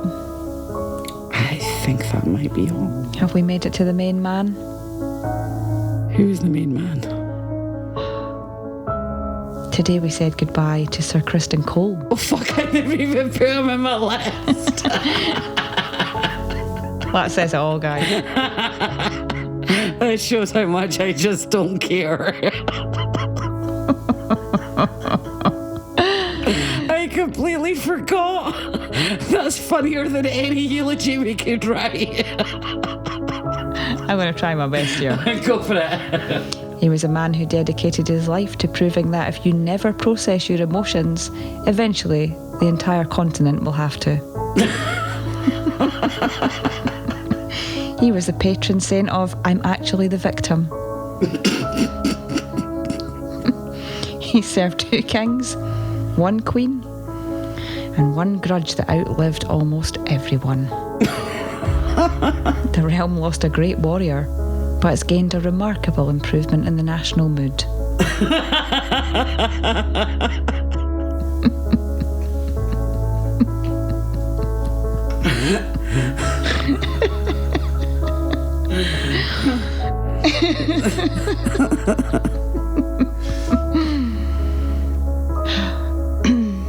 His greatest enemy wasn't Daemon Targaryen, it was emotional resilience.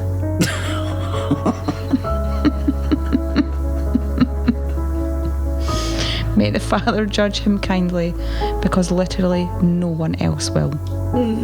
Rest in peace, Sir Criston Cole. Rhaenyra already has. We shall never see his like again.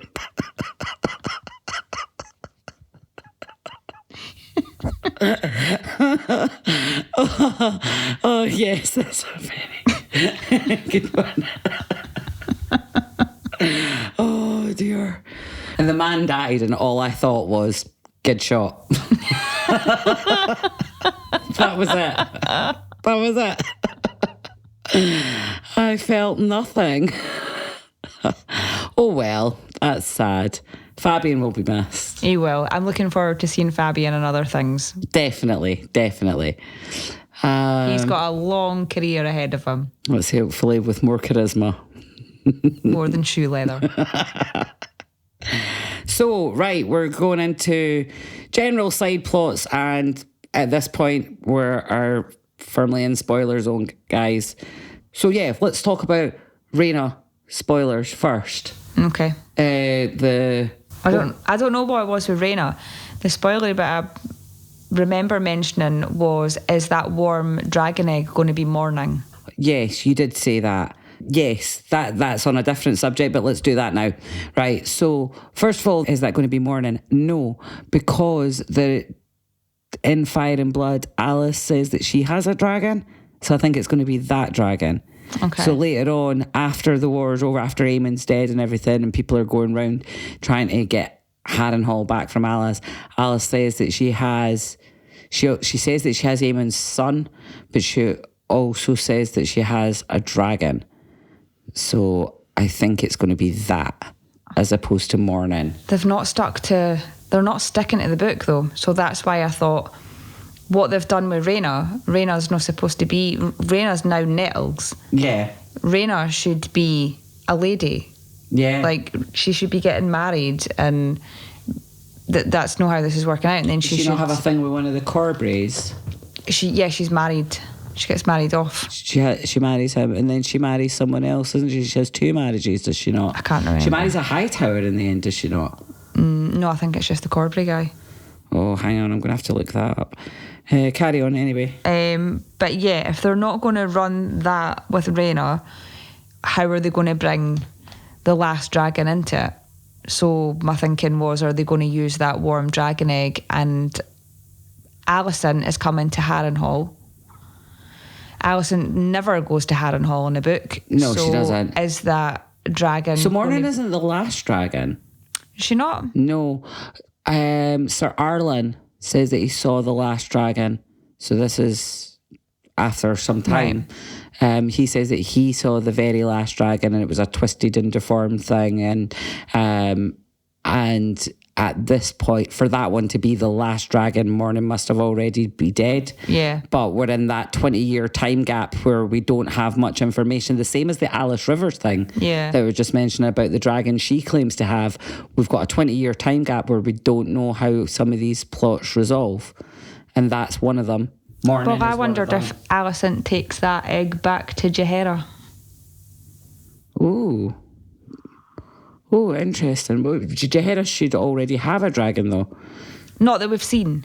I'm only going by show stuff. And how are they going to resolve the Rhaena thing? If they were going to resolve it. And Jaehaera had a dragon each called Shrykos and Morgul. And they should be in the dragon pit. But we haven't seen that in the show. We haven't, so that was my thinking. And it hasn't been mentioned either. There's been no reference to it. We've had reference to Helena having Dreamfire. Yeah. But which we haven't seen, but we've had reference to it. We haven't had any reference to the twins having dragons. Yeah, she does. She marries Ormond Hightower. Oh, does she? Yeah. So Corwin Corbray first, and then Ormond Hightower second. I don't remember that. It maybe happens after. What happens to Corbray? That's a very good question. Dies 135 AC at Runestone. And how does he die? And a crossbowman on Runestone's battlements loosed a quarrel and pierced him through the breast, killing him. Corwin's death was considered an act of treason, for striking down a regent was akin to attacking the king himself. This is 5 years after the dance, 4 or 5 years after the dance. But anyway, so like Rhaena has politicking to do in the Vale. There was a lot of politicking that went on with Rhaena in the book. Oh, that's not going to happen. No, that's definitely not going to happen now. I mean, there is potential for this. This is what we were going to say about Rhaena. There is potential for this to come back around again when we get more interactions with her and Daemon. But that could be next season. I don't see that happening this season. I think this season Rhaena is just dead weight now. And she was dead weight most of last season. Like she had 6 minutes of screen time, or 4 minutes of that was running.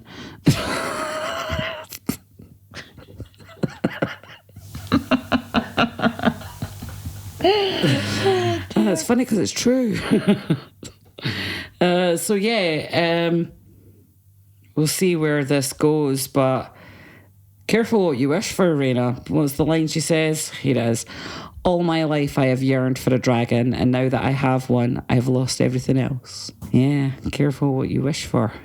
Next on the We Have Not Discussed and Open to Spoilers chat is Hugh and Kat.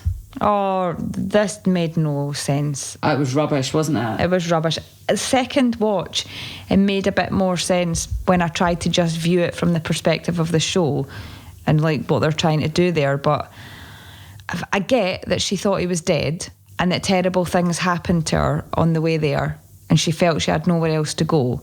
But I don't know, I just thought, well, that was rushed and wild and... I'm getting the impression that you're struggling to articulate what I'm thinking, which is that 1 minute she was all happy to see him and then the next minute she was like... I don't know if she was because off. I think she was surprised to see him. Yeah. Then she was overwhelmed and couldn't stand up and her legs gave out, which looked on the surface to be like, oh, I'm so happy to see you that I've collapsed. But I think it was just complete overwhelm. Like, I thought you were dead. And my thought you were brother's dead. Yeah. And You're the last person I expected to see. And then he's getting all grabby with her and trying to force her. And then she's like, I don't even know who you are. Yeah, well, actually, she turns on him the second he mentions dragons. Yeah. When he said, I claimed a dragon, she's like, oh, is that what this is all about? So I've been struggling. Which seems weird because which I didn't like. She's not had any terrible experience with dragons. Yeah. Like, I didn't find it plausible. No, I just felt like, why are you mad at him? Yeah, why are you mad at him? That's what I didn't get. Why are you mad at him? He told you what he was going to do. Mm-hmm. He's now come back and told you he did it. Mm-hmm. You're going to have a better life now. He's going to look after you. He's here to try and get you out. And if you love him, let's just see where it goes. You know, things are going to be better. They're not, but spoiler alert. No, and she seemed like she lost her daughter. She thought she'd lost him. She seemed okay when we saw her last episode. Yeah.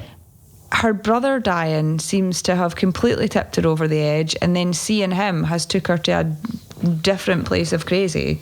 And I'm not buying it. It was rushed. I'm not. I didn't like the scene at all. I was interested to see where they're going with Ulf and using Kat as maybe a catalyst for him turning. But I don't like the way this is going. No, if she'd been killed in front of him, yeah, I could see why that would turn him the other way. But this just seems a bit meh. I mean, maybe that's still to come. We'll have to see. If you're going to base a show on relationships and that's the route you're going down, I just think that was a bit naff. I thought so too. I did not like the scene at all. You smell different, she says. That'll be that Vermithor skank. Yeah.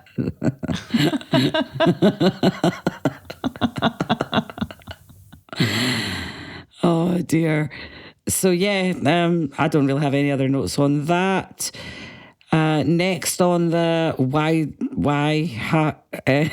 list is Alan and Bela. Oh God, I hated that as well. Yeah. Again, it wasn't plausible. It was rushed. Oh man, he's barely cold. It was just weird. It was. So first of all, like Alan asking Bela to speak to Corlys on his behalf. Like, I don't think that's going to help. I don't think she's really that close to him. No, and he knows that. Well, I mean, Bela was a ward at Driftmark before all the shit kicked off, wasn't she? She was. Yeah, and I mean, he's her grandfather, but he wasn't there. He was away off on one of his bloody voyages for years and left Rhaenys alone. Yeah. So they don't have that close a connection. And to be fair, Alan, I think you're getting through to him better than anybody else has so far. So that was weird that he asked that, but that isn't what I hated about the scene.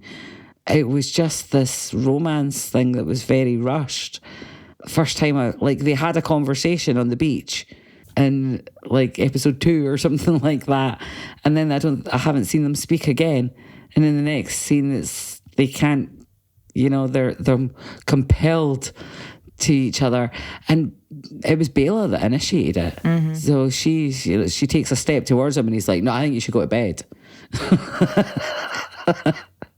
Didn't stop her though. She continues to walk right over to him, and once they're in that personal dance space thing, it was like, okay, where did this come from? Yeah, rushed. Yeah, definitely. Not how it goes down in the book either. No, not at all. And that brings me to my final section I've got here is it even fire and blood anymore? No. No, it really isn't. So we've got this difference with Corlys being abducted or whatever. That's weird. What's going on with Alicent? Alicent never goes to Harrenhal. No, she doesn't. And she doesn't get trapped in the walls or any of that nonsense either. No. Although they're playing it like a secret. So, but no, not getting it. Helena's pregnancy doesn't make any time sense. Not at this. It's not been fully explained. No. She's 6 to 8 months pregnant. This is weird. She wasn't even pregnant at this time in the books. She already had all her kids. Exactly. So it makes no sense. Mailer was 2. Yeah. Next. Oh, there was another thing. With the tapestry. We were going to come back to the tapestry. Yeah. So you were asking about foreshadowing. I was wondering, it might be symbolic or whatever, but I was wondering if this Aemond in the fetal position was some sort of representation of Aemond and Alice's baby. Maybe. Aemond procreating. I don't know.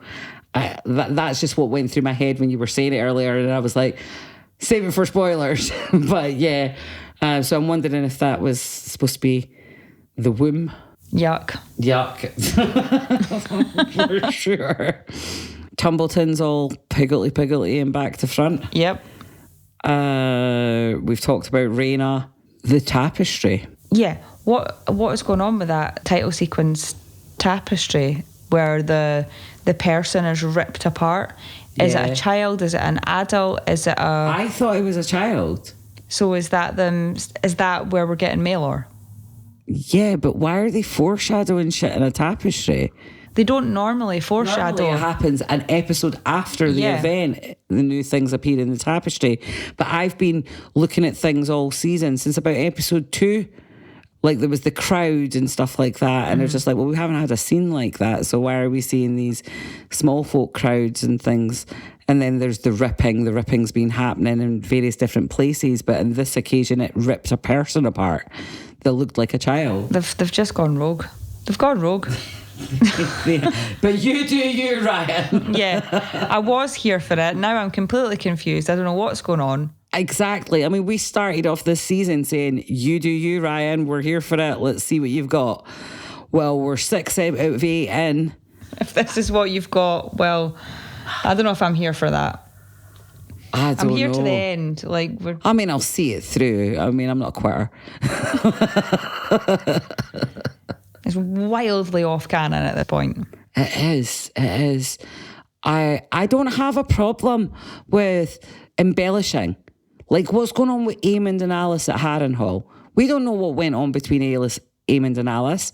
All we know is that Aemond went to Harrenhal, committed some atrocities, and a wee while later he shows up with a pregnant Alice. Mm-hmm.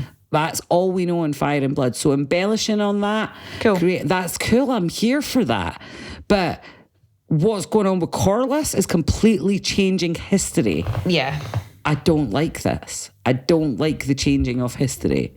Even the thing they did with Otto, putting him in the cells, all kind of disappears from the story anyway.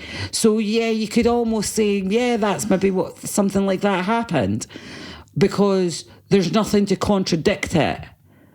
But no, and I don't mind what they've done with Gwayne either. No. Because what they've done is condensed characters into one character. And as long as you do that well, which they have done, I'm here for it. I'm okay with that.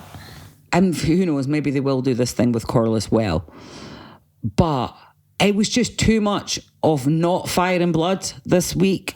Alicent and Rhaenyra is so off canon. I'm just desperately bored with it now. They're just trying so hard to give them scenes together, aren't they? Yeah. And I thought they were reaching last season with Alicent going to Dragonstone. Mm-hmm. For trying to give and the whole thing in the Sept as well. Yeah. When they're meeting in the Sept, that was like forcing scenes together. Mm-hmm. Now they've got them in the same vicinity. they're overdoing it. What I would say is, though, they're all acted really well. I cannot fault the acting. Oh, me neither. They are really good. But I think the writing's a bit pish, and I think the direction is quite rushed. And it's not the dialogue writing. The dialogue writing's really good. Yeah. It's the storyboarding. Mm-hmm. That's what I'm having issues with. The arcs that they're planning out for all these characters. I'm having issues with their arcs. The dialogue writing is really good. Mm-hmm. It's just, there's just so much of it that it's like, why? Why are we wasting time on this? Meanwhile, we're not getting things that we do want. Yeah. It's just jarring. It's jarring me, and I'm not against changes. I'm not against changes, but this is a lot of changes, and they're all in one concentrated in one episode here, where, I don't know, 92% of the episode was all stuff that's not book canon, and I just would like to see more iconic book moments play out. Criston Cole's death. Come on, missing out the line. That was too far. That was disappointing. I mean, Ira Parker did miss out a line, but he was on Reddit the next morning apologising for it after the episode released. I don't see Ryan Condal doing that. No. I mean, it has only been nearly 24 hours since the episode released. Is this what happens, though? Is this the fate of a fantastic writer who's created a world and then is a part of things in the initial, and they're great, and then when that writer is no longer a part of the show running, it just goes to shit because you've lost that magic, because that person is the magic. Yeah, that is a problem. I think that is a problem. I mean, look at The Witcher as well. Same thing. Love the books. Struggle. I liked the TV show, and then I read the books. It's the same with Rings of Power. Yeah, again, yeah, definitely. But then again, on the flip side of that, to sit and look at like the work that Ryan and his team are doing, like, it's not going to change my opinion of what I'm seeing, but it must be shit to, put your stuff out there and everybody hates it. Maybe not everyone hates it. Maybe just we together here in this room are having an issue with the way things are playing out. Yeah. Oh, God, if I pick any individual plot point, I don't hate it. I hate the way that they're forcing Alicent and Rhaenyra into interactions. I do hate that. But then the scenes are great at the same time. They're acted really well. If they were more hateful towards each other, I would enjoy it more. Yes. Because that's more true to how it should be. I would agree with that. So how are we going to turn this around and finish on a positive note? The next 2 episodes are going to be absolutely awesome. They are. I have faith. I do too. I actually really do. I think it's going to be... I think we're going to get next week is your classic penultimate episode. Mm-hmm. It's going to be a battle. It's going to be twists and turns, and things are resolved and closed down. And then a wee bit of wrap up in episode 8 and some setup for next season, the way it should be. That's what I've got hope. I'm thinking good things.